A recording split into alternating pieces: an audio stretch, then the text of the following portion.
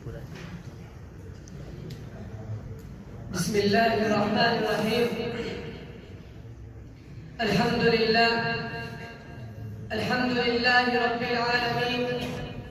والصلاة والسلام على محمد بن عبد الله الأمين وعلى آله وأصحابه أجمعين إلى يوم الدين أما بعد وقال النبي صلى الله عليه وسلم العلماء ورثة الأنبياء شمع کی روشنی سے ہر کنارہ جگمگاتا ہے شمع کی روشنی سے ہر کنارہ جگمگاتا ہے ایک عالم کی سعی سے عالم کل راہ پاتا ہے محترم حضرات مشفق اساتذہ اکرام اور گلشن احمدی کے مہکتے پھولوں آج میں اس قابل قدر محفل میں آپ کے سامنے دور حاضر میں علماء کی ذمہ داریوں کے موضوع پر محرک اللسان ہوں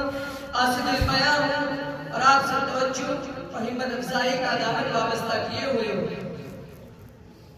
عاشقان محمد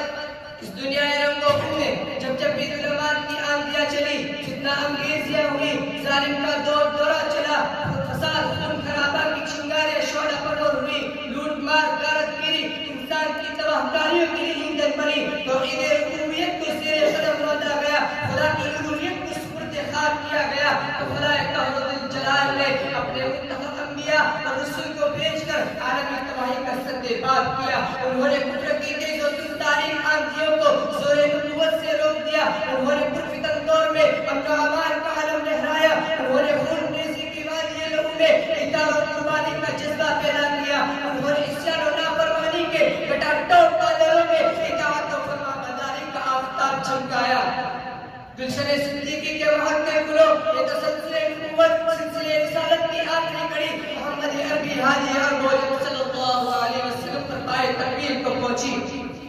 اب نبوت کا تصور ہی رہا ہاں مگر کارے نبوت کا تسلسل تو رہا چنانچہ محبوب خدا نے فرمایا العلماء ورثۃ الانبیاء اگر میرے بعد کارے نبوت کا وارث کوئی ہوگا تو عالم ہوگا اگر میرے بعد فلاح انسانیت کی پاک دور کسی کے ہاتھ میں ہوگی تو عالم کے ہاتھ میں ہوگی اگر میرے بعد پیاسی امت کی سیرابی کے لیے جامع توحید کسی کے ہاتھ میں ہوگا تو عالم کے ہاتھ میں ہوگا عاشقان محمد آج فرقہ باطلہ کے درندے مفاد اور انسانیت کو لقمہ اجل بنانے کے لیے تیار ہے رشوت و سود بے حیائی اور اپنے پرفریب فیصلے کے ساتھ امت کو اپنے دامن میں پھانس رہی ہے بدعات و خرافات گمراہی و ضلالت کی تاریخ مٹائے پیارے نبی صلی اللہ علیہ وسلم کی امت کے سر پر منڈلا رہی ہے قادیانیت اور عیسائیت کے سکے بھولے بھالے مسلمانوں کے ہاتھوں میں چھڑا رہے ہیں ٹیلی ویژن فلم فحش مناظر چشم امت کو چکا چوند کر رہے ہیں اس میں جہیز کی داغ کی آگ معصوم دوشیزاؤں کو جلا کر خاکستر کر رہی ہے سنت مصطفیٰ صلی اللہ علیہ وسلم کے شیش مال کو سب کے استہزاء سے پارا پارا کیا جا رہا ہے اپنے خداوندی کی روشن فکروں سے چشم اطاعت میں پھیرا جا رہا ہے محترم حضرات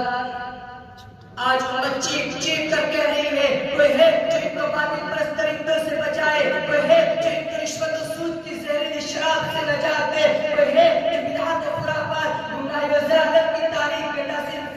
گٹائیوں سے انہیں بچائے کوئی ہے جو قادیانی و عیسائیت کے فریبی سمندر میں کشت خدا کی ناخدائی کرے کوئی ہے جو امت کے گردن میں سنت مصطفیٰ صلی اللہ علیہ وسلم کے خیمے تان دے کوئی ہے جو عالم کے گوشے گوشے میں احکام خداوندی کا آفتاب چمکا دے